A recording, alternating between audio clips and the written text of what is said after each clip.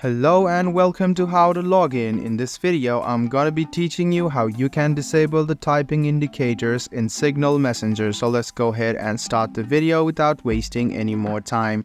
If you are sick and tired of the typing indicators, I'm gonna show you how you can disable it. Open Signal and click on your profile, which you see on the top left hand corner. Then you can see the privacy right under notifications option.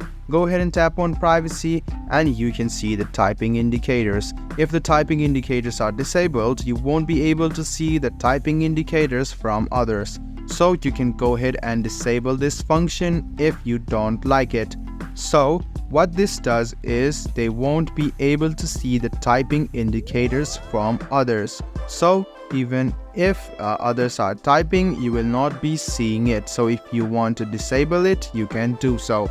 I hope this video about how you can enable or disable the typing indicators in Signal was helpful for you. If you still have any kind of confusion, please do mention us on the comment section down below. Like the video, subscribe to the channel and do hit the bell button for more. Hope to see you in the next video as well. Until then, goodbye, take care and make sure you enjoy.